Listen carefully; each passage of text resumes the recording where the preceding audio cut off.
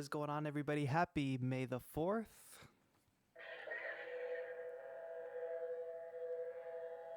Hope you all are having a good day so far. Had some technical issues with the internet the past few days, but we've managed to solve them, I think.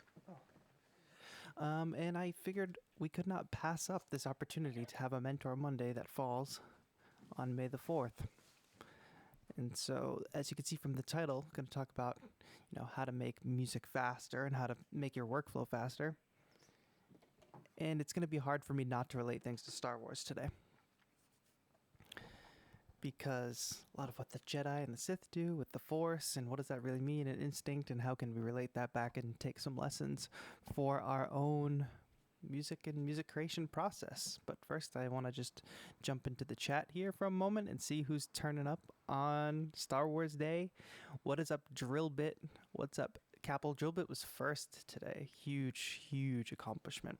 Let me know how the levels are, guys, if I need it turned up.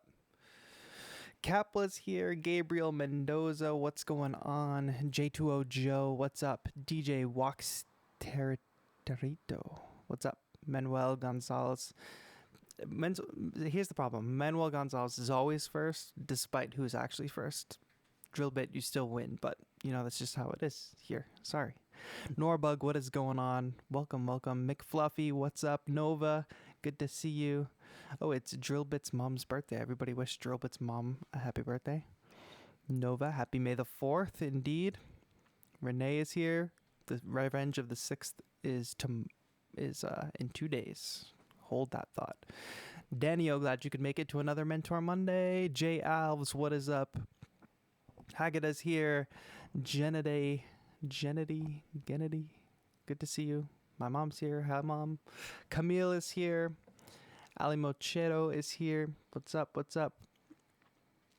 And I think I did it. I think I got everybody who's initially here. Welcome, everybody. Welcome to another Mentor Monday. If you're new and you're just tuning in and you don't know what Mentor Monday is all about, Mentor Monday is a segment on the channel where we talk about some of the more creative aspects of being an electronic musician or home studio music producer, some of the less technical stuff, and more theoretical, philosophical kind of things like workflow, creative habits, process, that sort of thing. And it's also an opportunity for everybody to be able to call into the show. So you can actually call in and we can have a conversation. I can answer your creative questions.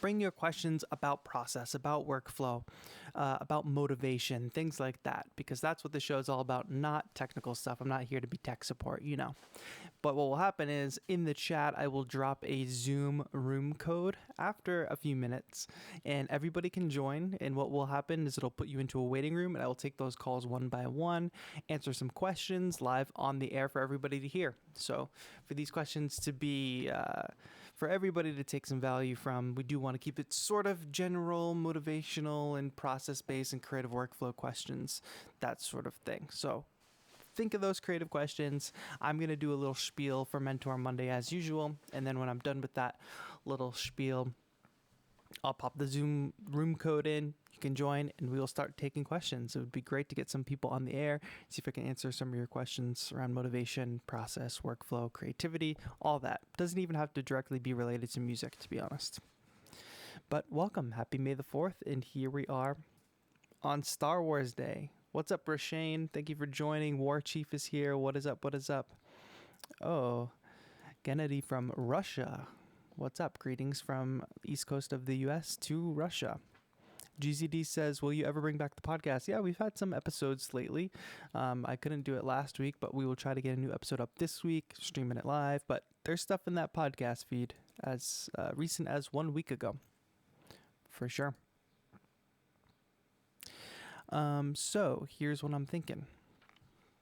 Today's Star Wars Day. So I've obviously been thinking a lot about Star Wars. I've already watched two Star Wars movies today.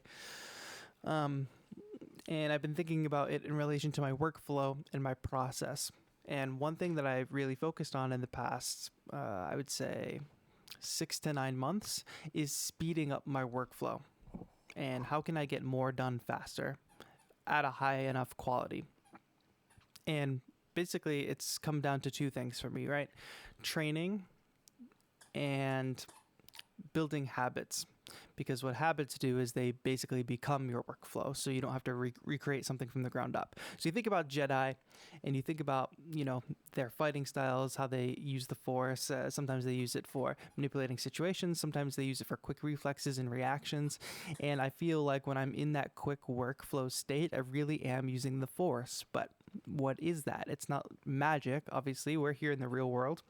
I'm not using any type of magic, but what's happening is the workflow is becoming instinctual.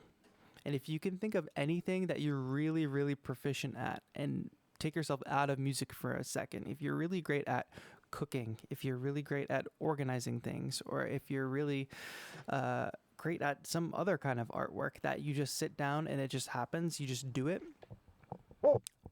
What you're relying on there is some built up energy inside of you. First and foremost, you have the energy to do it, you have the motivation to do it, and then two, you're basing it on some type of skill that you've built up over time. If you take cooking, for example, right, as many times as you cook that one favorite dish or that one dish that you're really good at making, you're not thinking about the ingredients every single time you go to make that dish, right?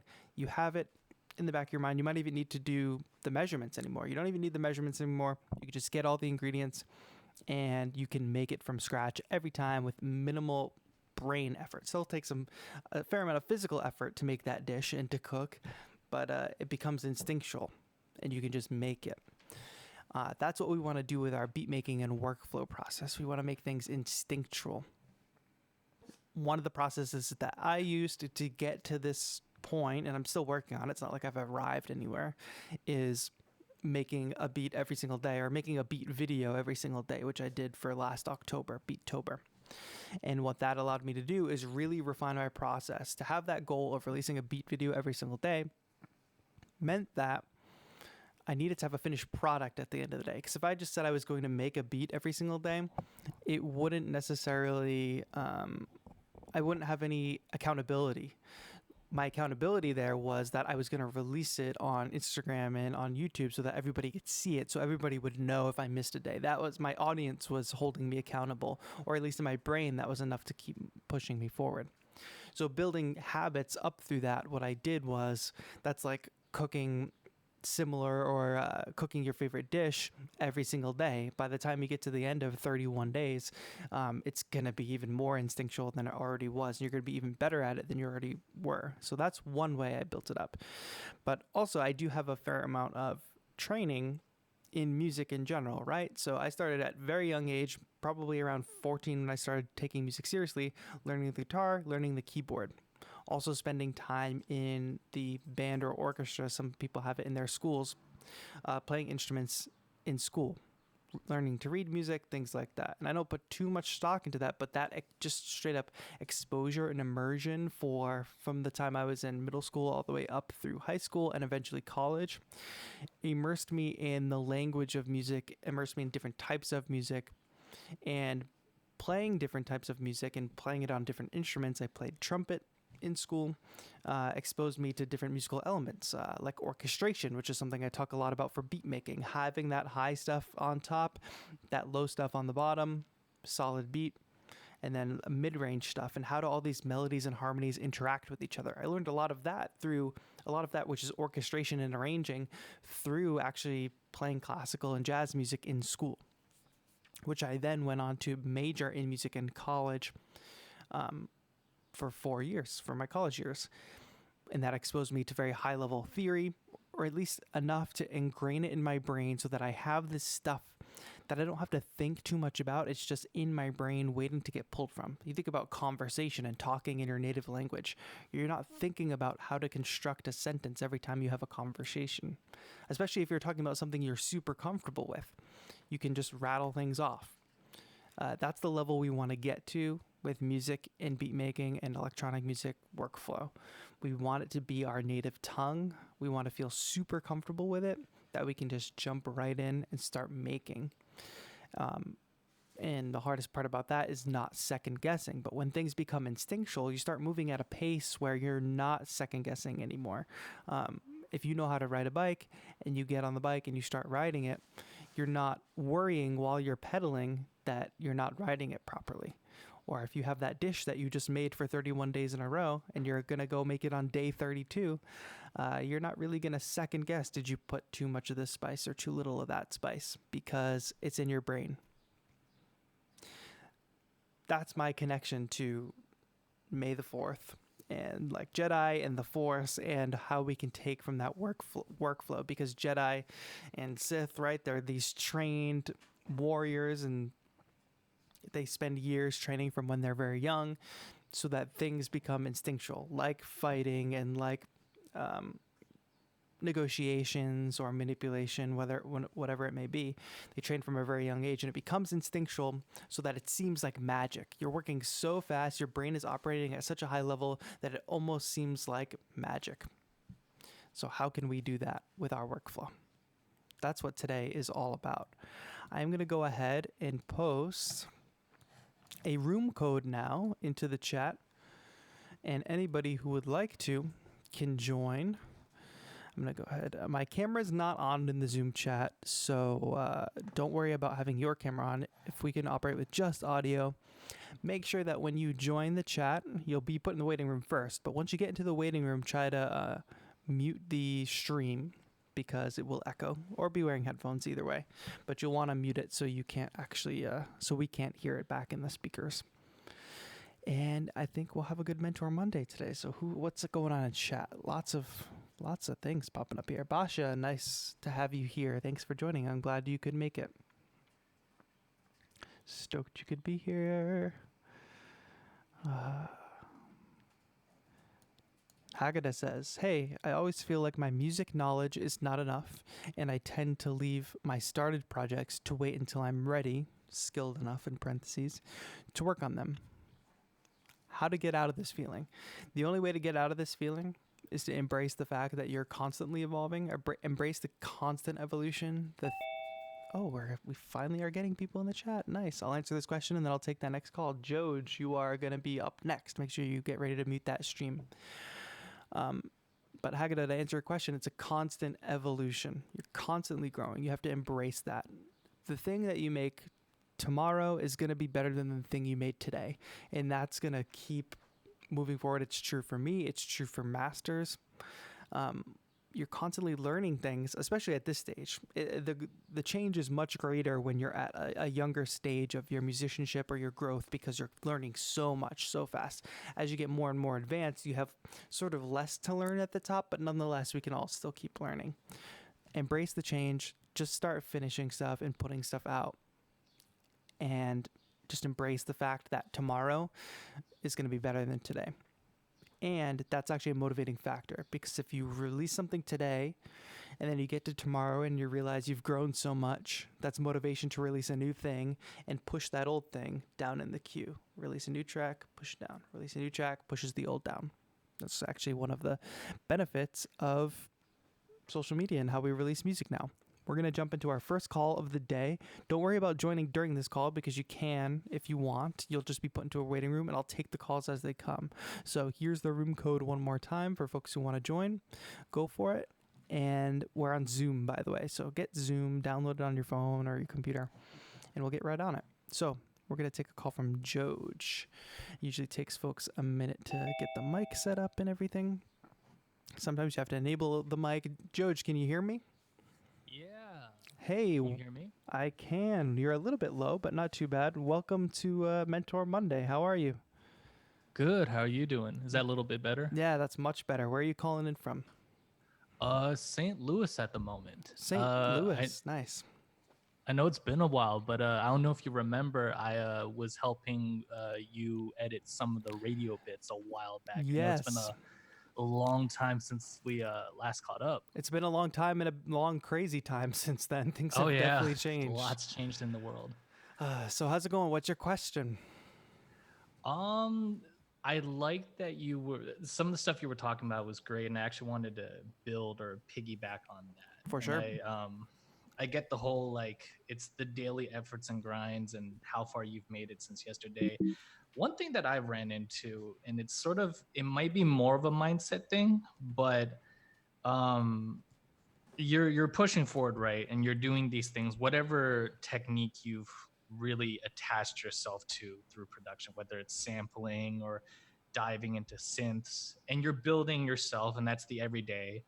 But at the same time, like if you want to be adventurous and explore like a different aspect of music production, you're sort of still at ground zero again. I mean, it's always infinite, right? There's always something you won't know. For sure. Always something you're going to be growing with.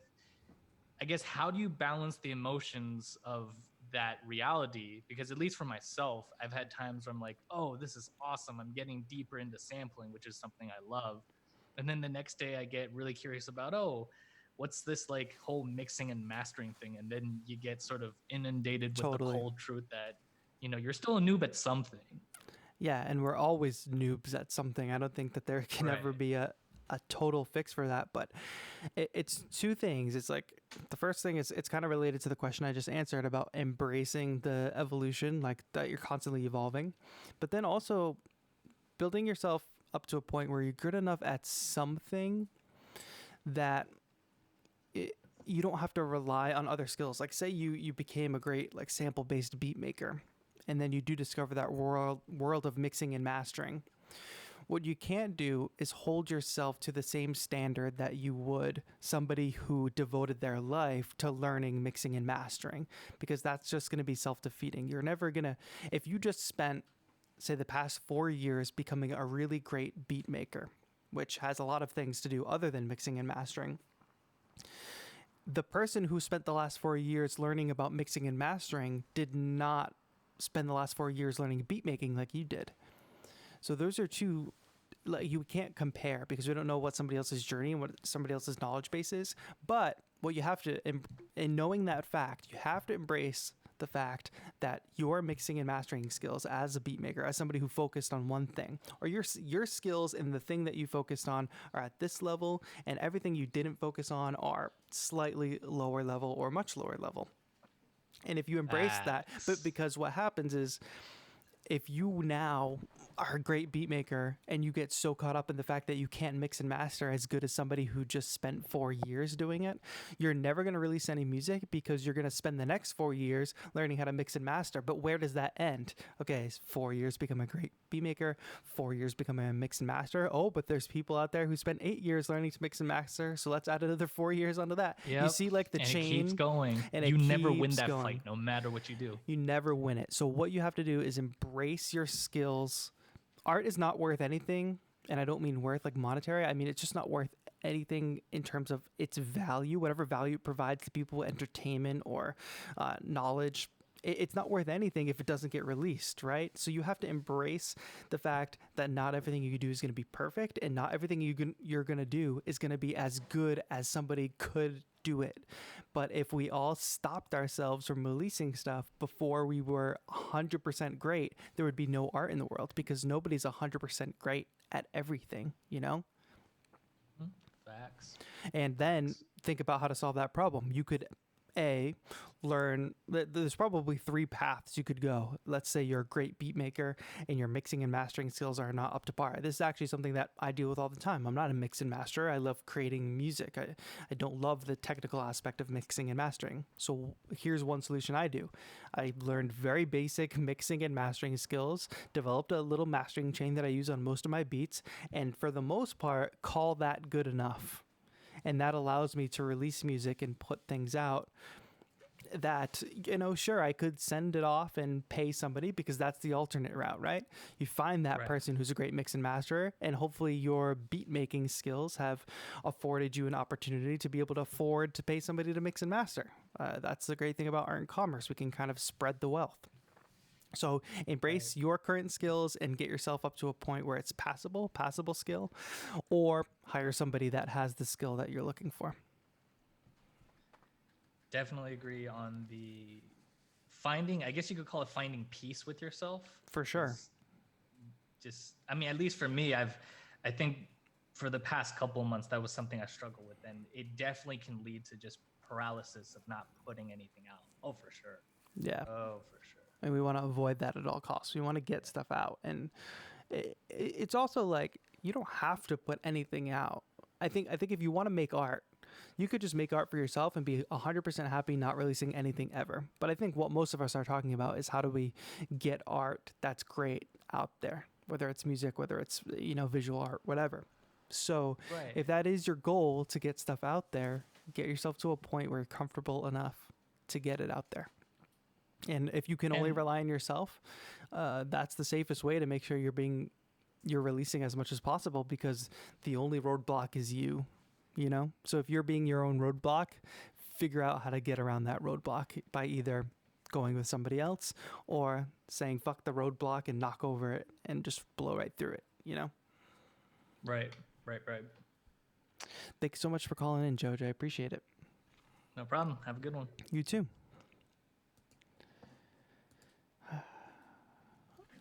All right, who else do we have here? Chat, the waiting room is open, so go ahead and use this number that I'm about to put in.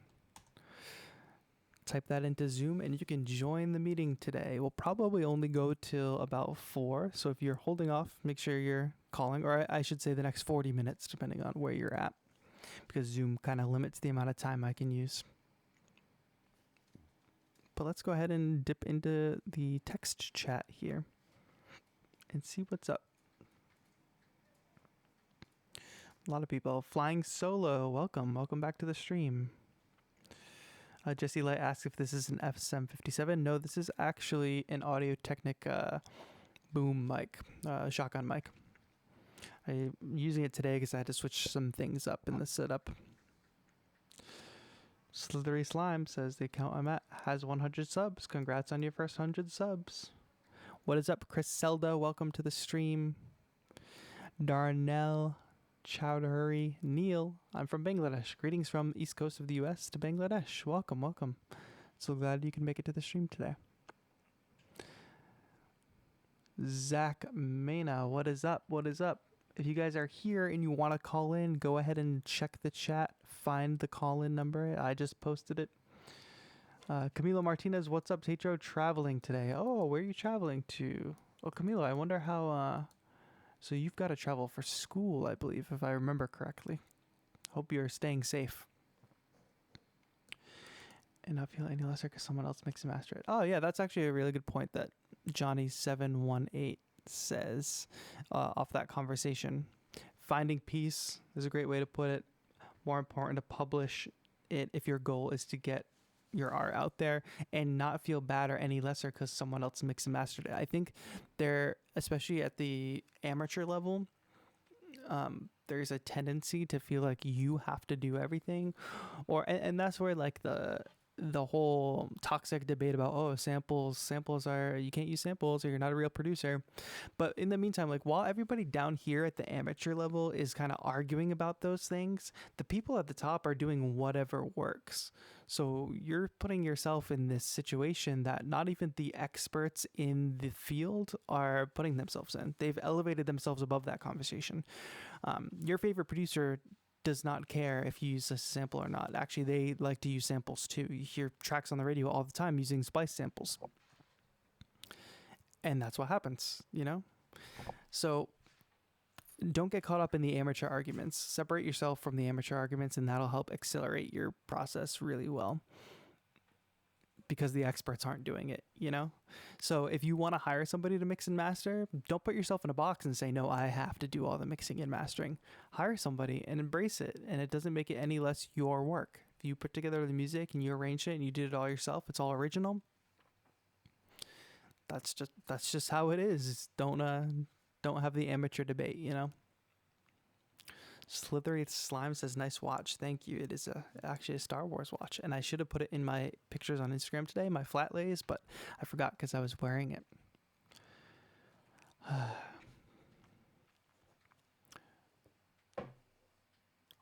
Oh, Camilo is going from Vermont to New York. Stay very safe. This is a crazy time to be doing that for sure. Will Joseph, hello. Welcome to the stream. If you want to call in, go ahead and grab this number that I just put into the chat. Go for it.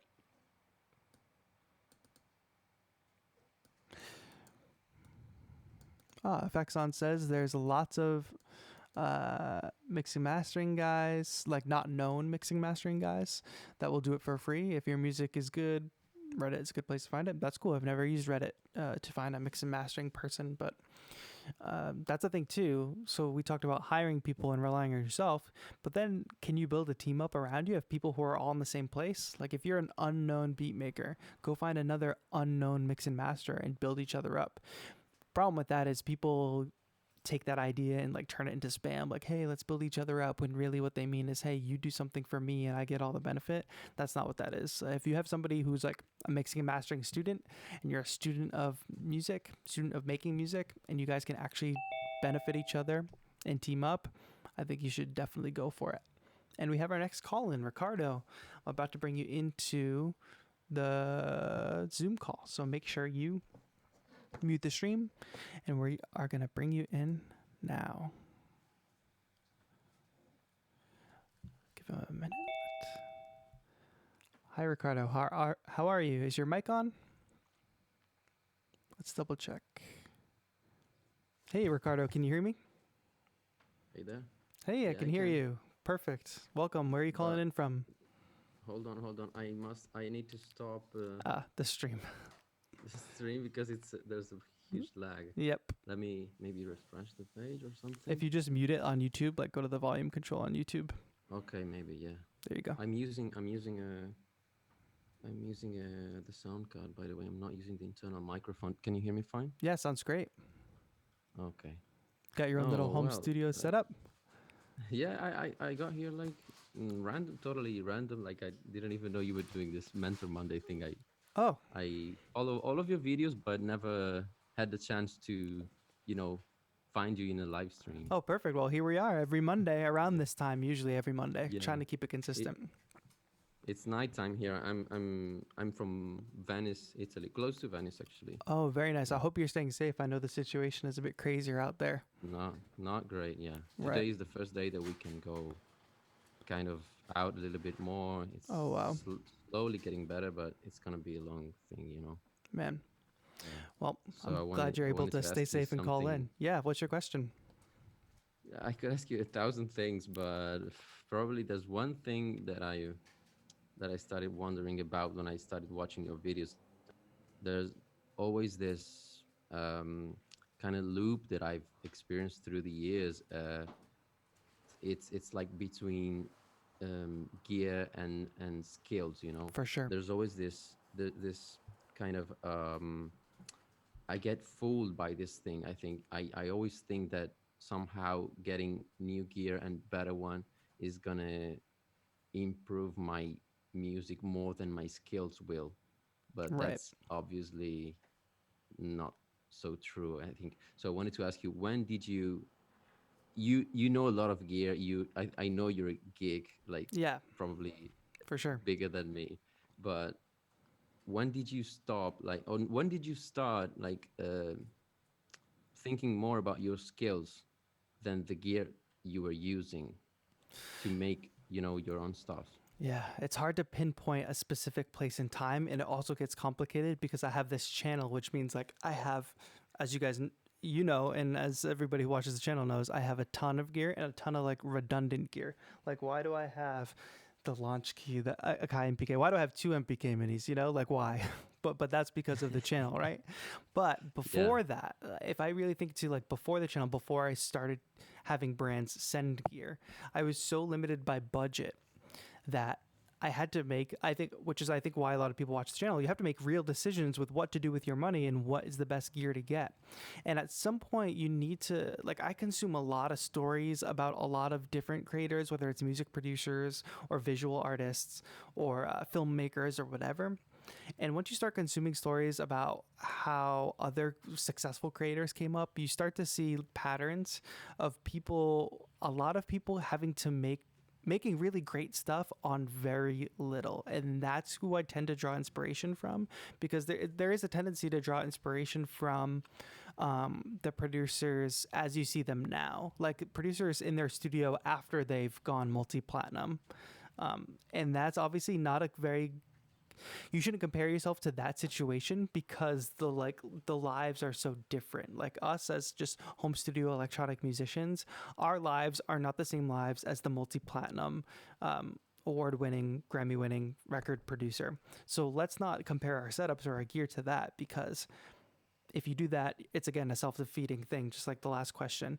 And if you start comparing yourself to a multi-platinum record, that's also going to be defeatist, because you're going to be like, the reason it sounds like that is because they have so much expensive gear. So let's just like put that out of our brains for a minute and figure out what can we build with what we have. I think so many people limit themselves and set in. I think most of the time that saying, oh, if once I get this piece of gear, I'll be able to do it. And there's some value to that, right? Like your mic sounds great. The mic that you have sounds amazing. So, but I'm sure it wasn't always like that. I'm sure you made a decision at one point where it's like, okay, if I could just upgrade the mic, then I'll have this better voice quality or this better sound quality. And there's obviously truth to that. If I only had my iPhone mic and then the choice of having a mic like this or a much better mic, obviously you take the much better mic. But I think this is becoming a theme today. You embrace the level up. You never stop yourself from making something until you have something. You always make something with the tools that you have until you can afford an upgrade. Or, best case scenario, you can afford the upgrade because of what you made with less, you know? Like if you think of some of the stuff, like artists that are huge, like Billie Eilish and Phineas, her brother who does the production, they were recording things in a bedroom and recording things with what they had before they blew up. Like I'm sure they had a little bit of stuff, right? But they're recording with what they have. And now look at them. Like Phineas is one of the biggest producers of all time. Billie Eilish, one of the biggest stars of all time, biggest musicians, singers, songwriters of all time. And it's because they didn't say, oh, I'll wait till I can afford Abbey Road Studios to make something, you know? They just went ahead and did it with what they have. So that's the mentality. It's I'm going to do everything I can with what I have and still make stuff and release stuff, and I will level up. Once I get a little bit of income from this, or it doesn't even have to be income related to music. Once I get this bonus check, or once I save up enough money, I'm going to upgrade to this piece of gear. And it's a constant evolution, but never saying I'm not going to release until I have this. That's the one thing you have to avoid, because we're nerds, right? We love gear. I love looking at gear. I love looking at my keyboards. I love Star Wars stuff. But like I have all the, because that's the theme of the day, right? Star Wars stuff. Oh, I'm not gonna watch Star Wars again until I'm able to get this action figure or get this thing. Like that's basically what you're putting yourself into as a musician. Oh, I'm not going to make a record until I get this synth or that synth. No, do what you can with what you have and embrace the fact that people have done a lot with way less. Start digging into your favorite artist's origin story and see how they started. Unless they and there are some artists who had rich parents and their parents bought them stuff and that's how they went about it. But I'm willing to bet more of your favorite producers did not have that privilege and came from a place where they had to have very little. Does that make sense? Yeah, it really does. I guess we sometimes try to hide behind that because we're really maybe not strong enough in terms of not ego, but just like feeling confident enough, to put your stuff out, and we hide behind that trick. When I get that gear I'm gonna get better as well. But exactly. It's some kind of fear, and it that we really try is to hide. it really is you tricking yourself, exactly like you said. It's like it's an excuse we tell ourselves so that we don't have to put in the work. Because what's a lot harder, learning music theory, learning mixing and mastering techniques, or buying a new keyboard or a new synth? Buying the new keyboard and the new synth is a lot easier, and it's a lot easier for you to make a pathway in your brain that says, oh, I just have to buy this and I'll be better. And it's a lot harder for your brain to wrap around the idea of I need to learn something. Like I need to build a skill. So just always be honest with yourself and not self-critical to a point where it's sort of damaging, but always be your biggest critic and call yourself out on stuff. Like, no, you don't need this new thing. You need to build up your skill. or create some type of system for yourself where, okay, once I get really proficient at sound design with a wavetable synth, I'll buy myself a new synth or something. Don't let yourself upgrade before you've actually like built the skill with what you have. Totally. Yeah. Totally agree.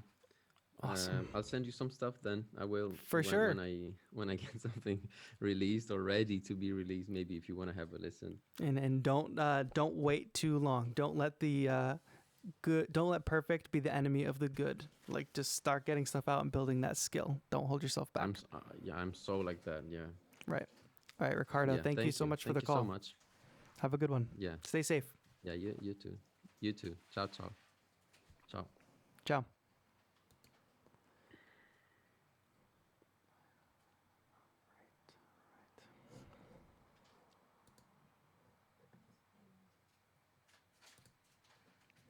All right, chat. That was a good one. That was a good call. Again, I know we're all stuck at home, and it's kind of one of the reasons I started the live streams is so we can all connect better. But I hope everybody's staying safe out there as the situation evolves. I've been staying home. We've been in lockdown. It's a tough adjustment, but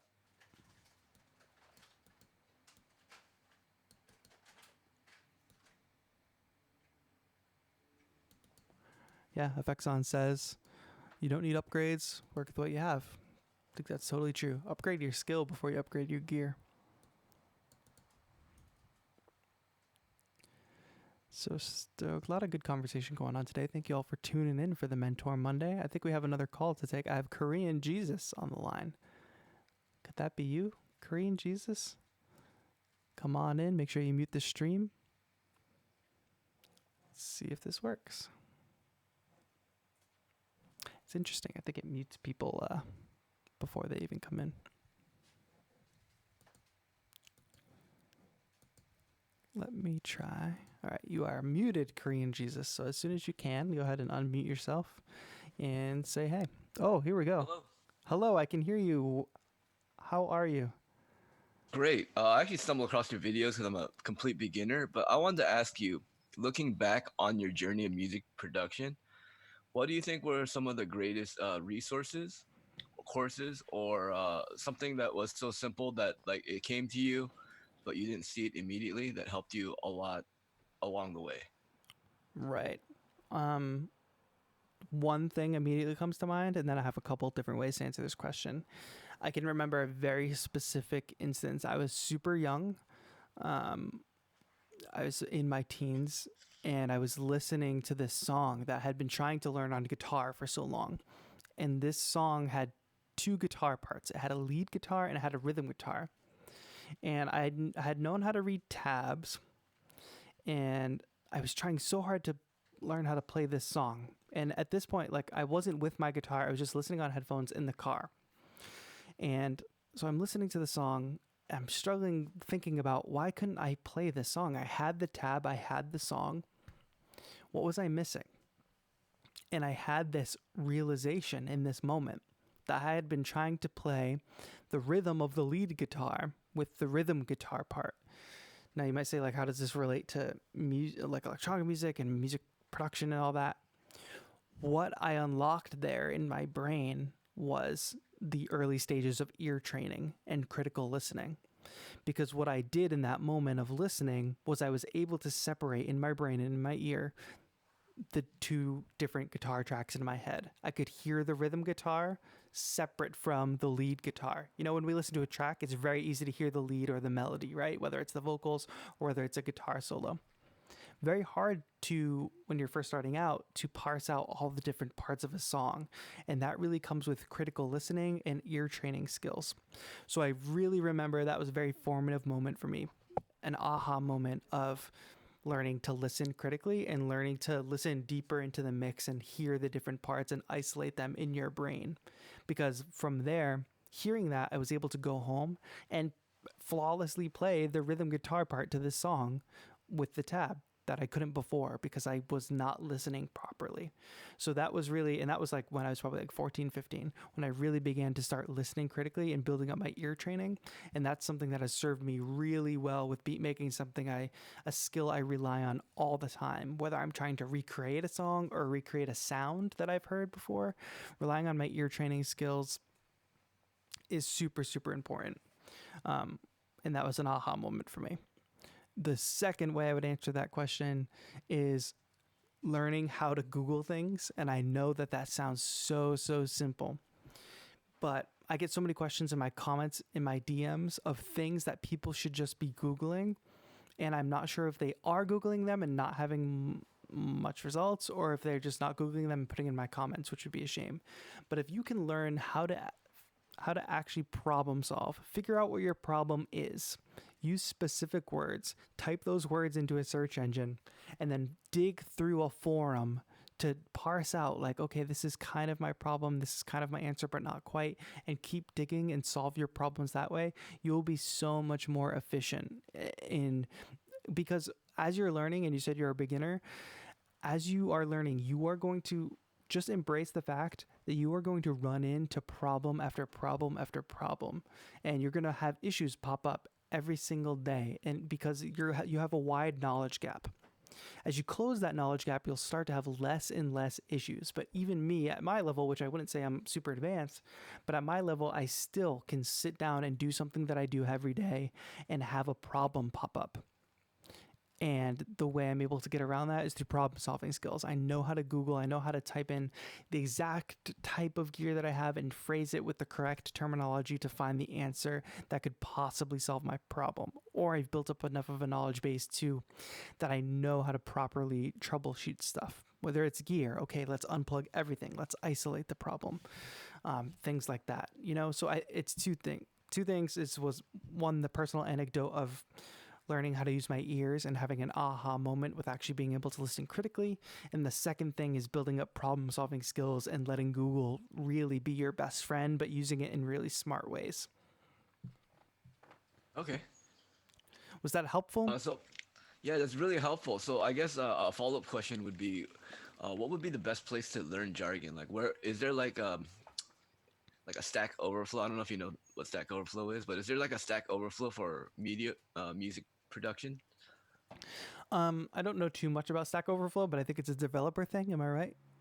Yeah, it's basically where people post problems and then you go read about it. So that way, if you come across a problem that's similar, you can kind of troubleshoot it. There is that everywhere. And that's why I say Google is your best friend, because Google will take you to all these different forums. And I can't even say that I have one that I rely on a lot. I mean, of course, there's Reddit. There's like subreddits. Say you're an Ableton user. If you go to the Ableton subreddit, people will be posting stuff all the time. But the other thing is just immersing yourself in content, like watching tutorials or watching like master classes and just watching people operate, because when you immerse yourself in it and don't just like watch one video and then a couple weeks go by and then another video, you start to hear common language. So there is the Stack Overflow kind of thing where you can search your problem and you'll find yourself in forums, and maybe you'll find one that you really like that you can search within that forum. I've never had to do that. I've only used Google to get myself into different forums.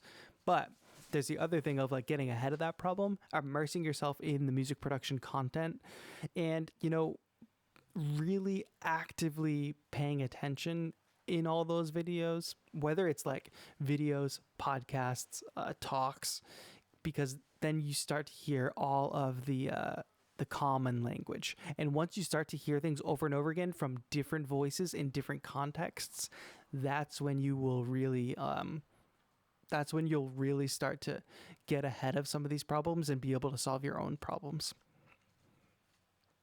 Awesome. All right. So I guess my last question is, if you were to learn again, would you follow a tutorial where someone made a song, or would you listen critically to a song and try to recreate that song as like a development project? I've done both. So you can do both. It's not one or the other.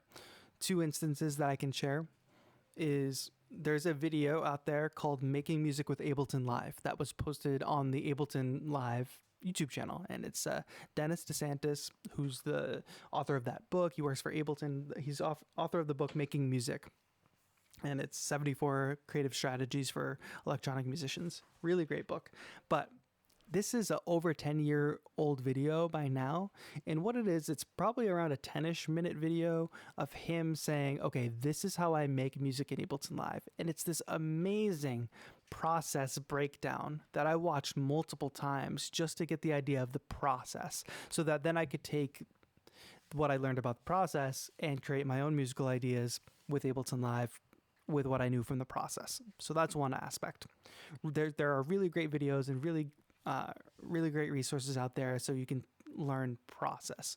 The recreation idea is super important too, because the way I started as a singer-songwriter, is I started doing a lot of covers and learning music production through actually recording like rock band instruments and acoustic instruments, and a lot of what went into that was actually covering songs and recreating songs, and I learned a lot about music production and the process that way. So I think it's both, because especially if you're just learning theory, learning cover songs and things like that is a great way to wrap your mind around not only theory but arrangement and song structure and things like that. So there's value, but if you explode that to the electronic music world, if you hear this really dope like Dead Mouse song or whatever, and you're like, oh, I really want to recreate that, there's tons of resources out there that'll teach you exactly how to do that. You got to use Serum and do X, Y, and Z. And you will learn so much about sound design that way. You're not just learning how to create the Dead Mouse song, you're learning wavetable synthesis with Serum, So that's the value in recreating stuff. So I think it's both. It's for sure both. It's recreating stuff to learn the deeper concepts within that, and then tutorial style content that will actually teach you process to create your own stuff. So you take that process, apply it to your own. Oh, awesome. Yeah, that makes that. It just sounds so much. It sounds so simple. Right, but It just sounds. It's just so much better hearing you explain it more in depth. It's great. Thank you so much. Yeah, and it is simple. This is a simple concept, but don't be confused. Doing those things sounds simple, and as a concept, they are simple, but they lead you to this giant world of, like you said before, jargon, and giant world of technique that you have to learn. So the concept of how to learn is simple. The process of learning and the things you're going to learn are not simple, and rightly so. So go into it with that mindset. Okay, I just have to do these things, and it sounds simple, but once I get in it, it's complex things. But if you stick to the simple process and don't get, led astray by shortcuts or things that you think are going to make it easier, you will progress so much faster. But you can only go so fast because the content is deep and complex. Oh, hey, thank you so much, man. I'm putting in like 2-3 hours every day, just messing around, just trying to figure things out. So awesome. Then we should check in on a few Mondays from now and see how you were doing for sure. Well, if you keep this up, yeah, I discovered you and I really enjoy your videos, man. Thank amazing. you so much. Thank you so much. Thanks so much for the call. Have a good one. You too. Bye-bye. Yeah, really great questions, chat, about process and how we work and all those things. We have a familiar face in the chat. Louis, let's get him in on this call. Really great producer, really great former colleague. Luis, what's up? Yo. How are you doing in this quarantine? Dude, I am doing really good. Oh my god. Okay. So is this live right now? We are live on the air, my friend. Things. Oh yeah, make sure you mute the stream, because the stream's behind the actual live. Oh, word. Okay. Dude, I'm doing really good. It's been great to have a lot of time to myself and focus on just being a better version of myself. So I'm really glad. I mean, I hate that people are getting sick. It sucks. It's sad, but right. Yeah, it's been fantastic. Yeah. So to give the audience some context, so I used to run a music program for youth, and did that for 4 years. And Luis came on as my assistant for a while, and then when I moved on from that to do more of this channel stuff and more consulting stuff, Luis went on and took on the program. And now I think you're working for Apple, right? Yeah. Yeah, man. Amazing. Yeah. So my question is really about a workflow for content creation, not so much necessarily of creating music in Ableton. And so I hope that this is a question that maybe other people are thinking about too. But For like, sure. do you find yourself creating longer form content and using that more um, as to reuse for shorter content, or do you find that you spend more time creating like smaller individual pieces of content? And what would you recommend for someone who is starting out wanting to create content, whether it's about music or anything else, do to have a faster workflow and like work smarter, not harder? Yeah, so I do a little bit of both. So, but it mostly comes off of that idea of creating longer form content, not so much with the intention of chopping it up into smaller pieces, but creating longer form content that has these different pockets of value that can then be sliced up into little bits and pieces. So, like for instance, um, I've been publishing some podcast content, which the podcast content that went up a week ago was a call in from a Mentor Monday, just like this. But what I just chopped off some of I chopped out the most useful questions that I thought people would love, and I just posted that as a podcast. So now not only does it exist as a live stream, but it also exists as podcast, like smaller podcast content, and then also chopping pieces of this up to put it on Instagram stories and Instagram in the Instagram feed, because what you gotta today is all about embracing. Today is about embracing the realities of this whole situation, I think, because I think about embracing the fact that I could post something on Instagram that nobody on my YouTube channel, or that like I have 83,000 subscribers, maybe 500 of my subscribers might also follow me on Instagram. So if I post something on Instagram, that's not the same audience. Those people aren't seeing it. So that's why I've started to do this thing.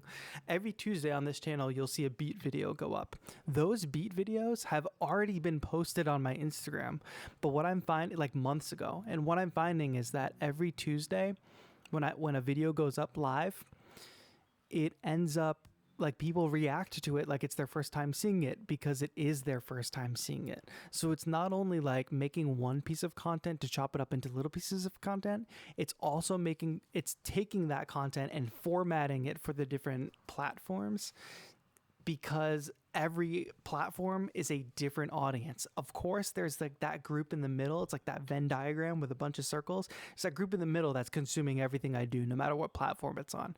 But then there's a much greater numbers on each individual platform that are never going to see the YouTube video I put out, or are on YouTube and never going to see the Instagram photos I post, So what you can see and how you can model this after is like any huge brand.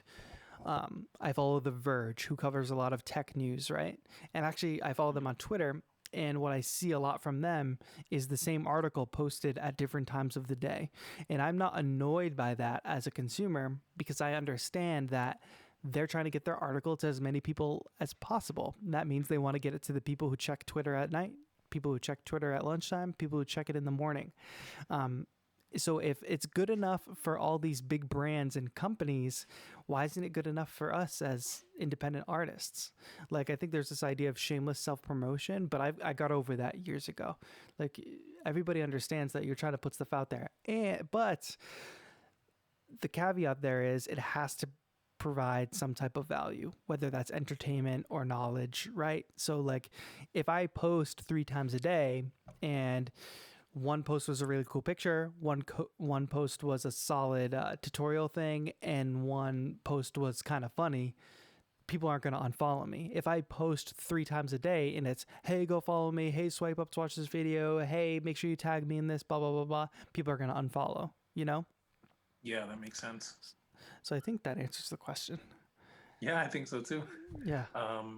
Yeah, okay. Definitely got to model after bigger brands. That seems like something that maybe I'm not consciously doing. Yeah, Be a good next step. if it's good enough for like Apple and Samsung to post all this content multiple times a day, or whoever, then why is it not good enough for us independent artists? And you also got to think, like, a lot of bigger brands and a lot of bigger companies have people getting paid a lot of money to do social media strategy. And we got to assume that those people are the best people at social media strategy, the people who work for these huge brands, whether it's Instagram themselves or whether it's like Apple or somebody. So all like Gary Vee says this a lot, right? He says, watch what I do, not what I say. Literally, like, let's hone in on music production, right? Watch any of your favorite music producers, DJs, artists that you enjoy.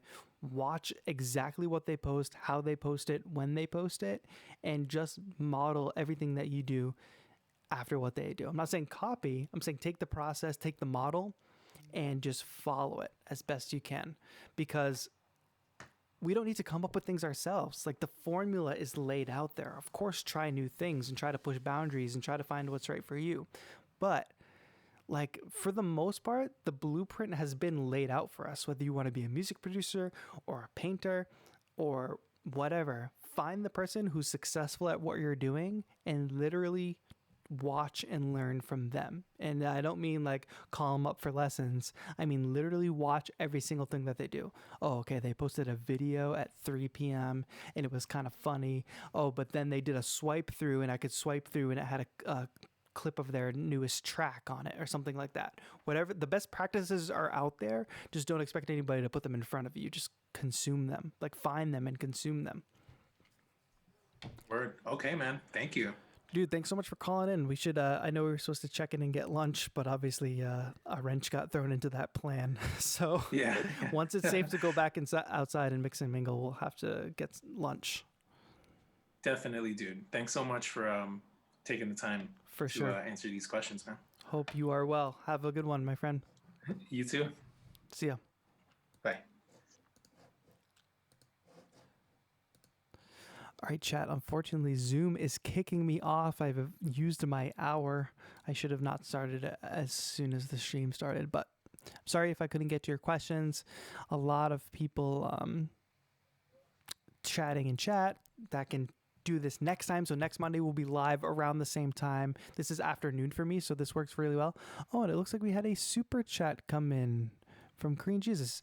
Thank you so much, man. I'm glad you took some value from the questions and the answers. So thank you so much for the super chat. I really appreciate that. Thank you. Drill Bit had to go. See you later, Drill Bit. Sabrina Dominguez, what is up? Those aren't live, LOL. I'm not sure what you mean. Yeah, so folks, if you had trouble logging into Zoom, look up Zoom. It's like a video call service. You can either use it as an app on your phone or an app on your computer. Look that up, and that's how we'll be doing this every week, every Monday. We will be doing this live call-in show. Today is May the 4th, so I hope you guys could take some advice from what we talked about earlier. And if you didn't, this live stream is going to be up. It's going to process for a little bit after we go off live, and then you'll be able to consume it and watch from the beginning if you missed it.